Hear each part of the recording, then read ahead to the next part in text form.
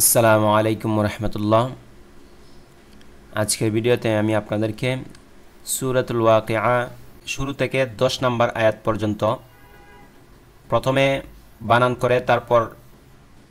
শব্দের উচ্চারণ তারপর আয়াতের উচ্চারণ করে করে আপনাদেরকে শেখানোর চেষ্টা করব। তো সবাই মনোযোগের সাথে শুরু থেকে শেষ পর্যন্ত ভিডিওটি দেখতে থাকুন, ইনশাআল্লাহ অনেক ফায়দা হবে। আউযু বিল্লাহি মিনাশ শাইতানির রাজীম। বিসমিল্লাহির রহমানির রহিম।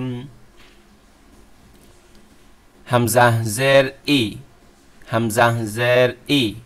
জাল আলিফ জবর জা, ইদা ইদা, ওয়াও জবর ওয়া,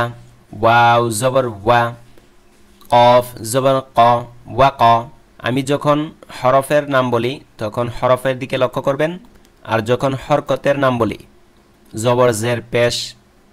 জজম তাসদিদ যেটাই হোক তখন ওইগুলার দিকে লক্ষ্য করবেন এবং মুখে উচ্চারণ করবেন। কফ জবর ক, ওয়া ক, আইন জবর আ, ওয়া ক আ, তা লাম জের তিল, ওয়া ক আ তিল, ওয়াও আলিফ জবর ওয়া, কফ জের কি, ওয়াকি, আইন জবর আ, তা পেশ তু, ওয়াকিআতু, ইদা ওয়াকাআতিল ওয়াকিআতু, লাম ইয়া জবর লাই, সিন জবর সা, লাইসা, লাম জের লি, ওয়াও কফ জবর ওয়াক, ওয়াক, লি ওয়াক, আইন জবর আ, তা জের তি, হা আলিফ জবর হা, লি ওয়াকাআতিহা, লি ওয়াকাআতিহা। জবরের বাম পাশে যখন আলিফ থাকবে তখন খালি আলিফ থাকবে, তখন এই জবরটা এক আলিফ লম্বা হবে বা একটা টান হবে। লিওয়াকাতিহা, কাফ আলিফ জবর কা, জাল জের দি, কাদি, বা জবর বা, কাদিবা, তা দুই পেশ তুন, কাদিবাতুন, কাদিবাতুন, লাইসা লিওয়াকাতিহা কাদিবা। খ আলিফ জবর খ, ফা জের ফি, খফি, ضاد জবর দ, খাফিদ, তার দুই পেশ তুর, তার দুই পেশ তুর, খাফিদাতুর। র আলিফ জবর র, র আলিফ জবর র, ফা জের ফি, রাফি, আইন জবর আ, রাফিআ, তা দুই পেশ তুন, রাফিআতুন, খাফিদাতুর, রাফিআ। হামজা জের ই, জাল আলিফ জবর জা, ইদা, র জিম পেশ রুদ, জিম জবর জা, রুজ্জা, তা লাম জের তিল, রুজ্জাতিল, ইদা রুজ্জাতিল। হামজা র জবর আর, ضاد পেশ দো, আর দো, র জিম জবর রদ, জিম আলিফ জবর জা। এখানে দুই জবর পড়ার দরকার নেই, এক জবর দিয়ে এক আলিফ টান দিলেই হবে। রজ্জা, ইদা রুজ্জাতিল আরদু রজ্জা। ওয়াও জবর ওয়া, ওয়াও জবর ওয়া, বা সিন পেশ বুস, সিন জবর সা, বুসসা, ওয়া বুসসা, তা লাম জের তিল, ওয়া বুসসাতিল, জিম জের জি, বা আলিফ জবর বা,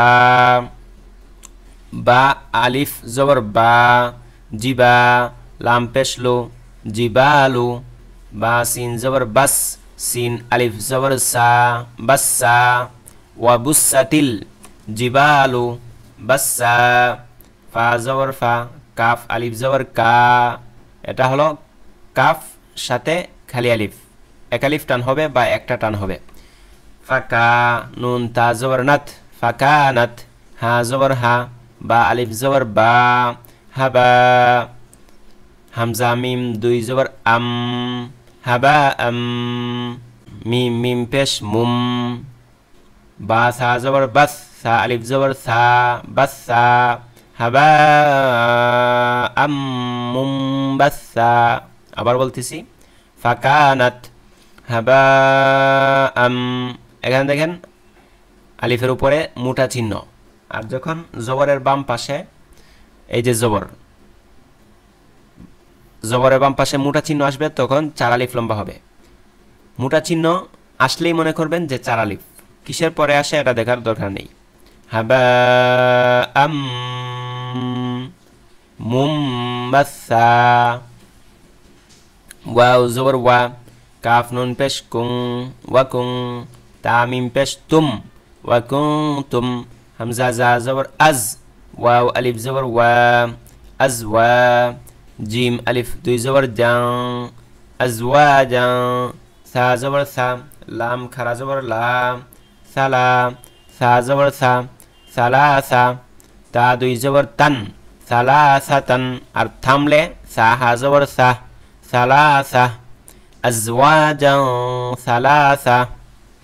ফা জবর ফা হামজা সাদ জবর আস ফা আস হা খারা জবর হা বা লাম পেশ বুল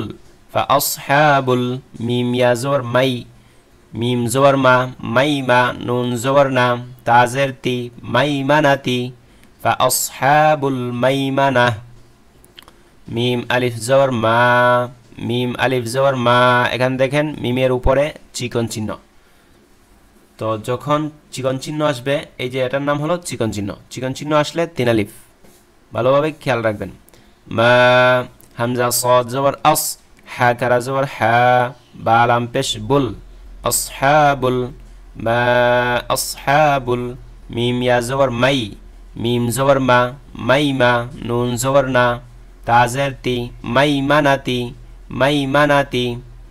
অক্ফ করলে বা তামলে নুন হা জবর না মাইমানা মা আসহাবুল মাইমানা ওয়াও জবর ওয়া হামজা সাদ জবর আস হা খারা জবর হা ওয়া আসহা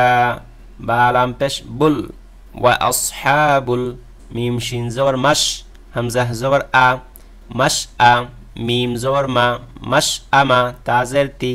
মাশ আমাতি ওয়া আসহাবুল মাশ আমাতি থামলে মিম হা জবর মা মাশ আমা মিম আলিফ জবর মা হামজা সাদ জবর আস হা খারা জবর হা আসহা বা লাম পেশ বুল আসহাবুল মিম শিন জবর মাশ হামজা জবর আ মাশ আ